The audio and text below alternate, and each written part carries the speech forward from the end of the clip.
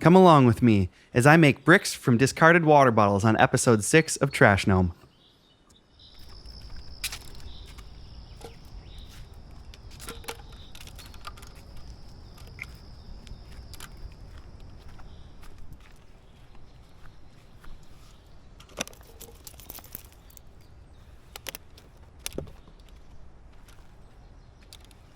In the last episode, I mentioned that I don't ever know what to do with water bottles, and so I asked for suggestions. Well, so this episode, I figure confront that uncertainty and pick up mostly water bottles, and we'll see what we can build out of it.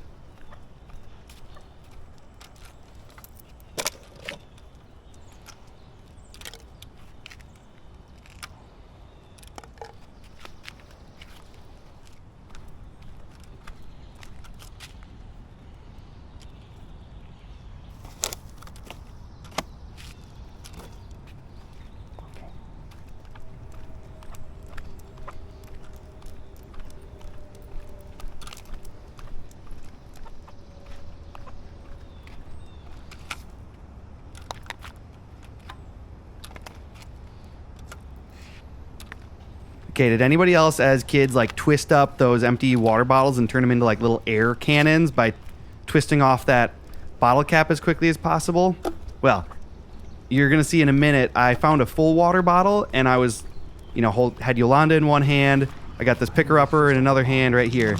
And I didn't know how to get that cap off, so I thought, hey, I was young once, so I used my foot and twisted off the bottle cap and just thought to myself, it's funny which skills end up coming in handy as you're older.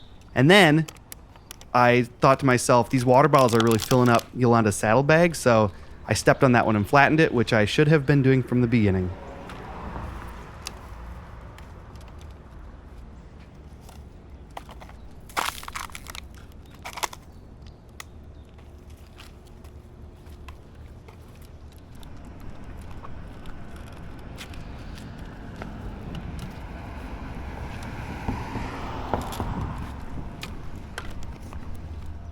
Hold on.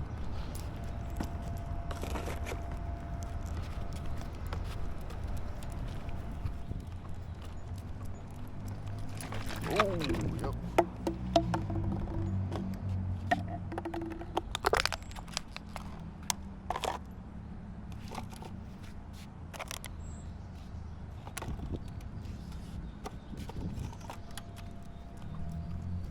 Promise.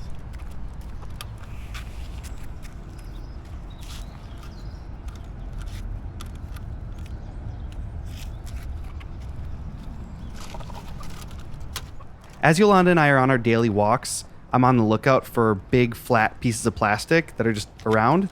So here's the one that I had been keeping an eye on for a couple days, and thankfully it was still there when we took this walk.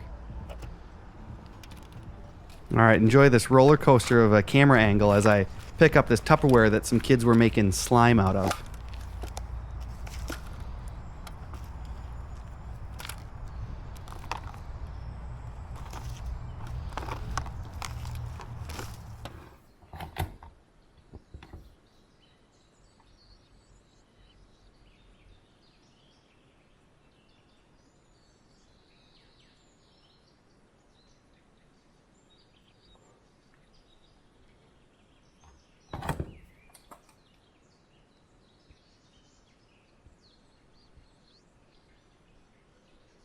So the intention with this one was to use that soldering iron attachment I mentioned in the last episode. It was a little brass pin and a hole, two different pieces, and I was like spot welding or melting two different pieces together, and it was working on one type of plastic, but unfortunately I couldn't get it to work across multiple different water bottle plastics.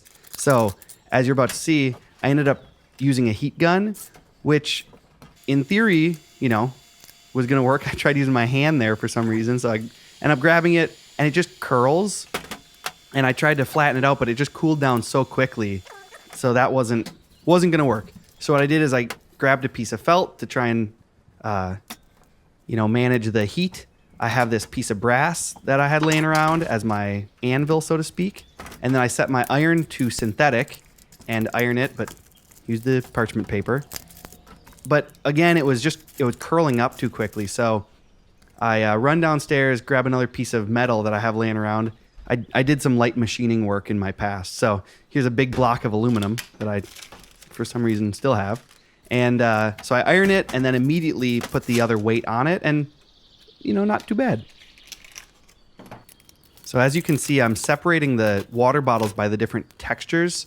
They've got the sort of diagonal lines in the bottom half, and they got the big squiggly in the top half. And I'm cutting those out because I assume they're going to make different textures as I iron them. And then you're going to see here in the next scene,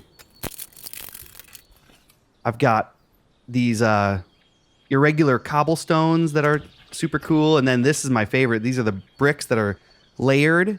And then these uniform bubbly patterns that I don't really know what to do with, but I end up using those as like cobblestones that are way in the back later on.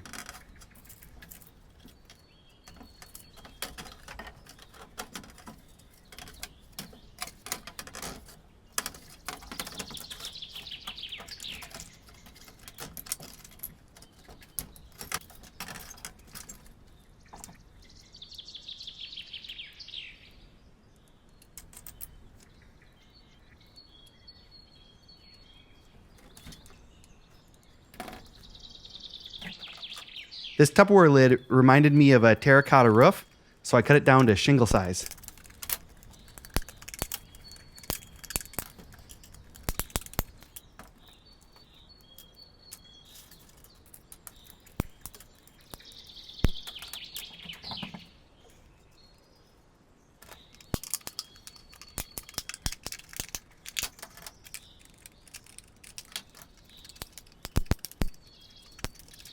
When I cut the lip off of this Tupperware bottom, the walls sort of broke apart. So you're going to see me here. I got the big pieces that I glue on, but then these little pieces cracked off. So I just glue those together too.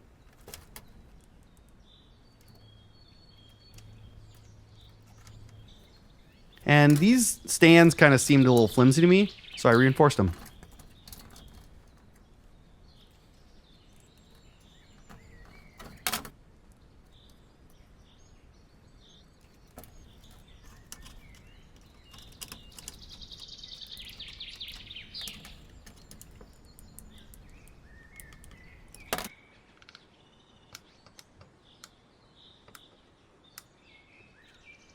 Doesn't happen too often because Yolanda's a bit on the independent side, but every now and again she comes in and reminds me to take breaks.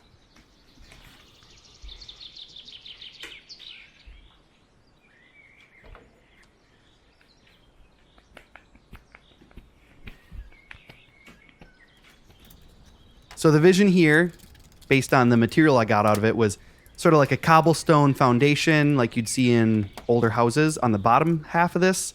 And then the bricks I'll save for the top half.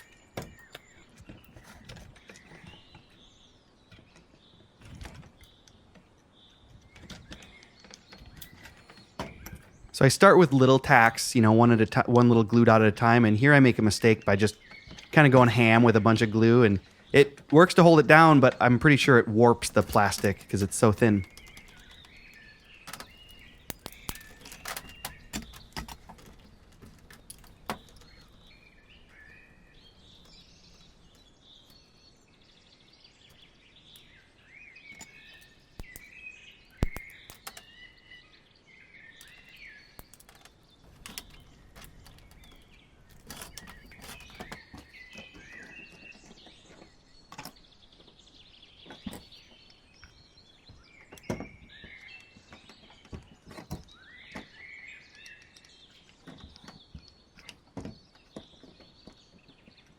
So here I start putting the shingles down, and you're going to see I'm going to put them on top of those like corner frames, which is fine. That's a design choice. But then I thought, like, in this world, if the rain was falling on this building, it would just go right underneath those shingles and not, it would go into the building. So you're going to see in just about a minute, I end up, after really securing everything down with this one right here, I go back in, really secure it down, and then realize, nah, got to come up. And I flip it inside out and glue it back down. And I think the effect turned out way better this way, although it did make it a little more difficult to put in the remaining shingles.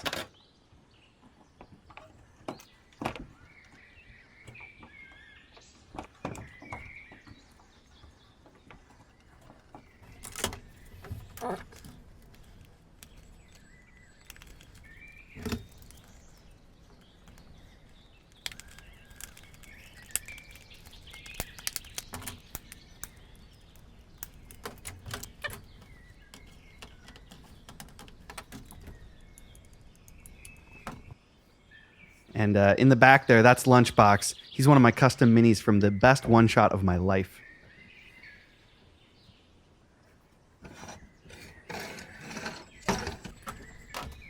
Okay, and that thing there, I found out later, holds your phone onto those electric scooters we have around here in Minneapolis. But in this world, it's the sewer grate to the escape out of the back of the building.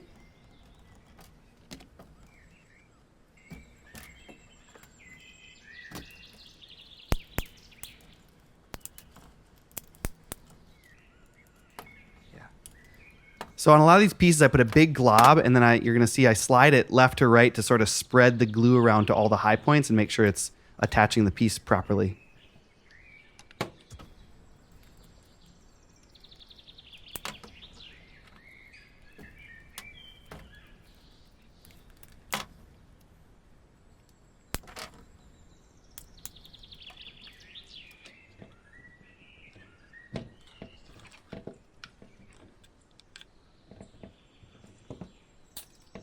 But then this one's just me struggling.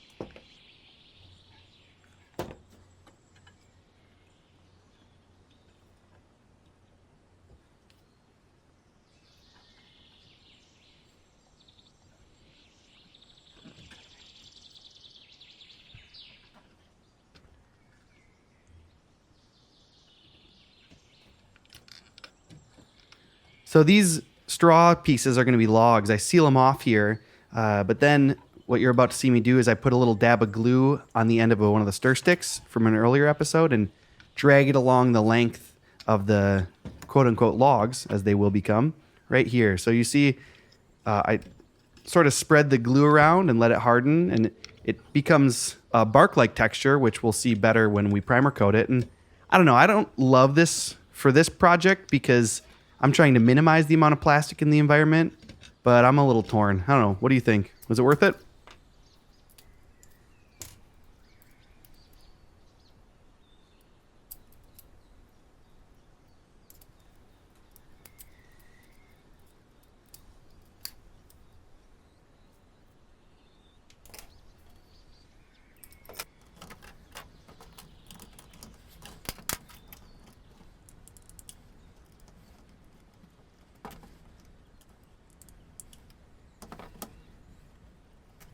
So in keeping with the wood features, these strips have a texture that reminds me of like live edge planks of wood. So I turned the more heavily textured pieces into flooring and the less textured pieces into stair treads that you're about to see in a minute.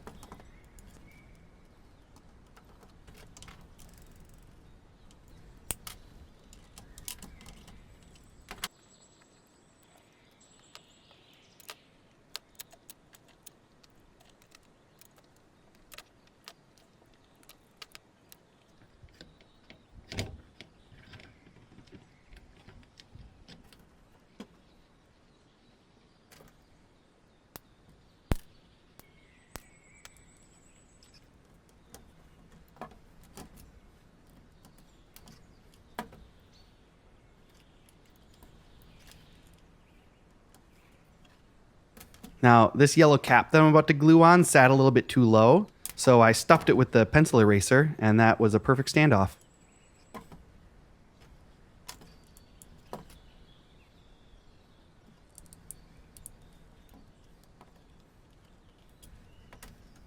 So this is where I used those more uniform bubbles from earlier. They ended up being really great cobblestones that kind of tucked away and were mostly hidden.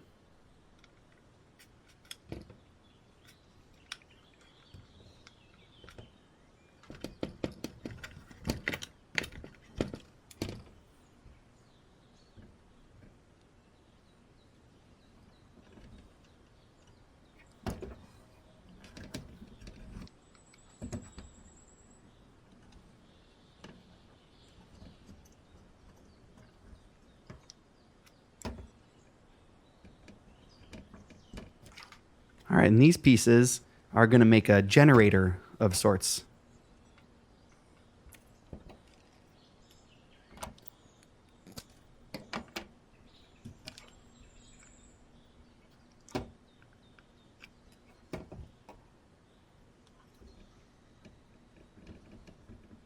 Put that there, and can't forget the power cable.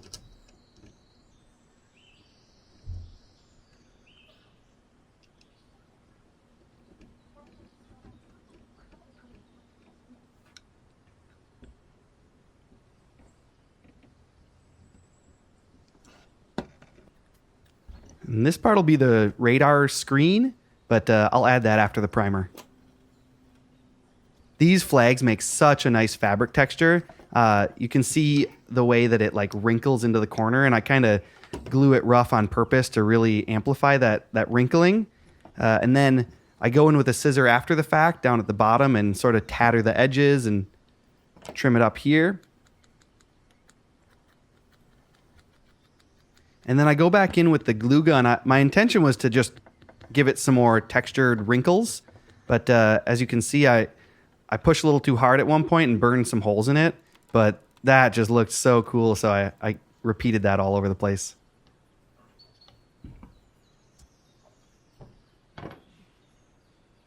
Now, as you know by now, I love using the little scraps that I've cut off to make like the building's crest or insignia.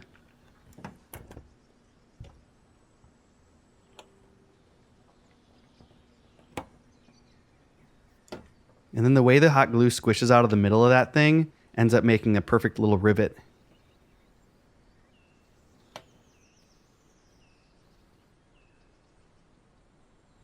And here it is, pre-primer. I always think it looks so funny at this stage, like the mismatch of colors and textures, and I don't know, it's so goofy.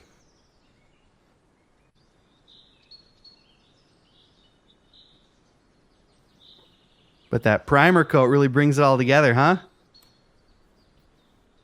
Here's the best example of the bricks and cobblestones. We'll talk about the other ones in a bit. So there's some big gaps you can see back there. So I mix up some Mod Podge, some corn flour, little sand, and then just a splotch of paint to give it some pigment. Mix it all up, and then it's like this grout putty that I mush into all the big gaps.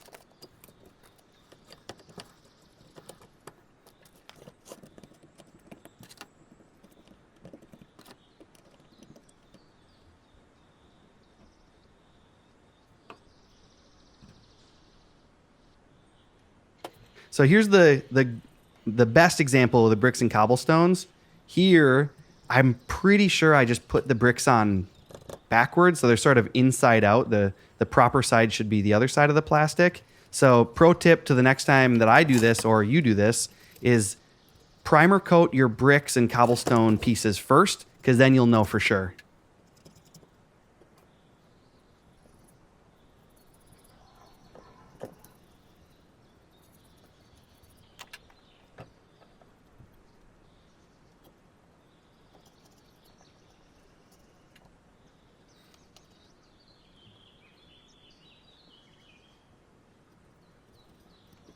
So the more astute viewers will notice that the coat that I'm painting on now doesn't exactly match the coat that you see in the final.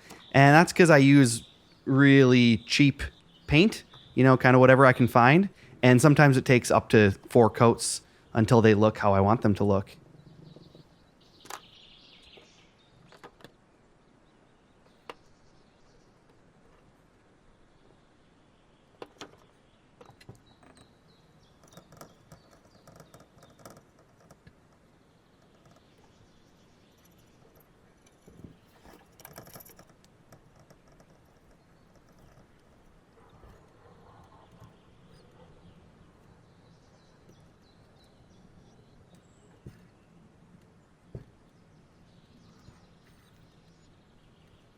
And while sometimes it takes multiple coats, other times I just water down the already, inexpensive paint.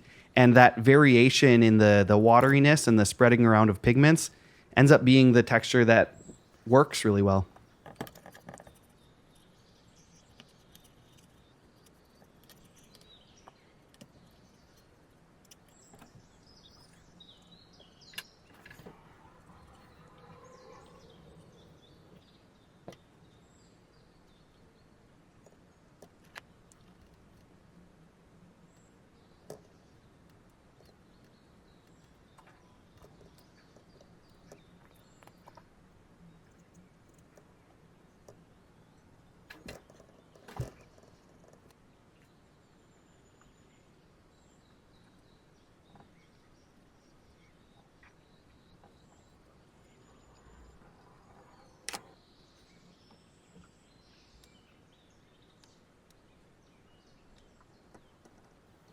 Now, I'm pretty sloppy at painting, but I do have boundaries. So you can see here, if I don't like where the paint ended up, I just get a clean brush wet with water, and I just spread it around until it blends in with everything else.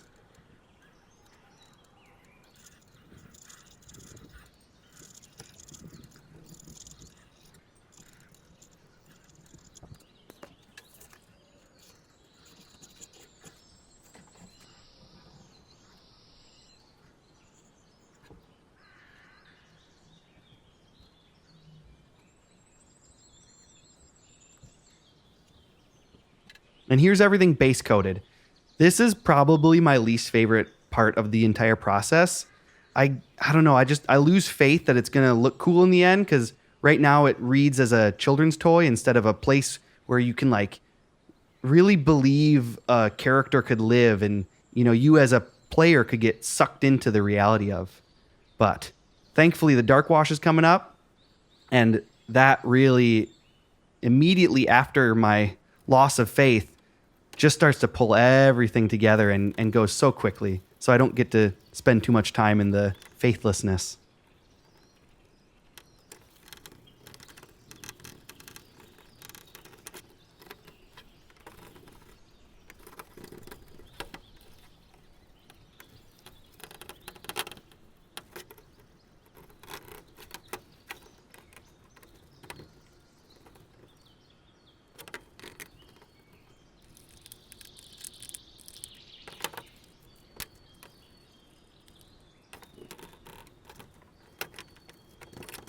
And whenever I do these big flat surfaces, I leave it really blotchy on purpose just to add some visual interest. Now here's some more sand, a little Mod Podge, and then quite a bit of water. Well, a little bit of water just to kind of squish into the places that are low points. Here, I just didn't like how it was turning out, so I thought I'd try to pull it into the ground a little bit more.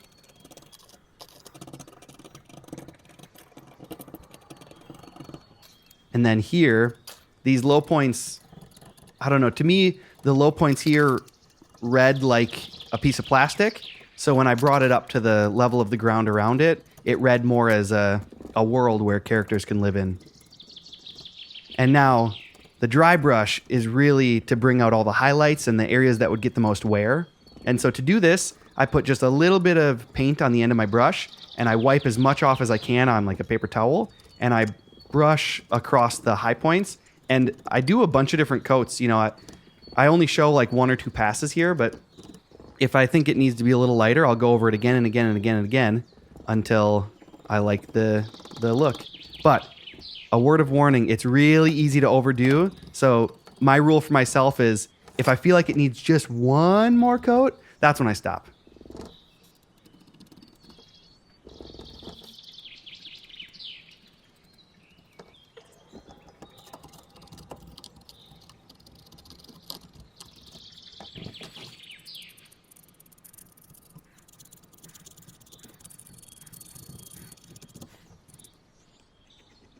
I like to finish the highlights with these oil-based metallic markers.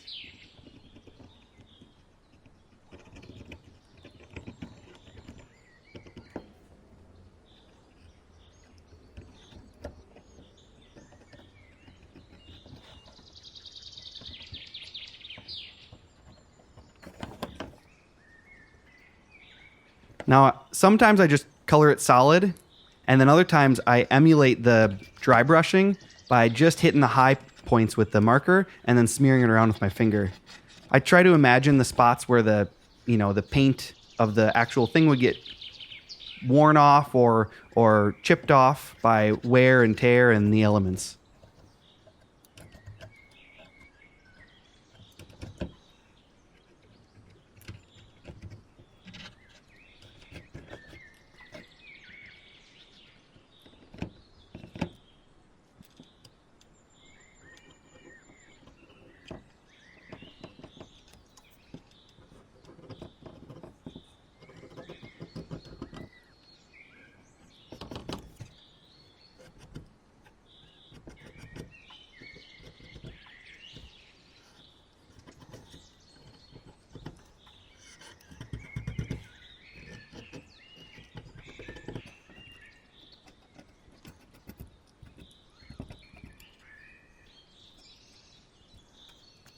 Now, for this screen, I took inspiration from the radar in Empire Strikes Back when Leia and her team are briefing the rebels, right before the big battle on the ice planet Hoth.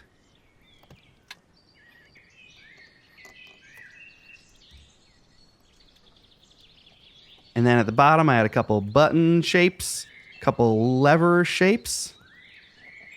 And let's roll those beauty shots.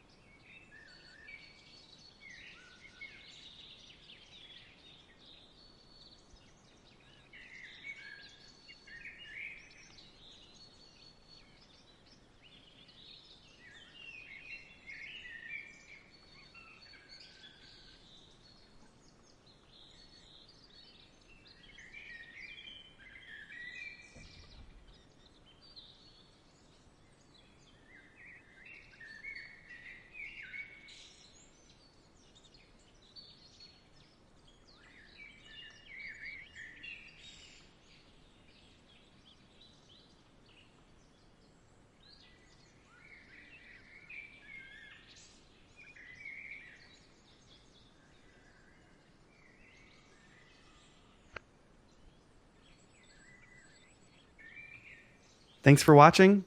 Please like and subscribe for more garbage.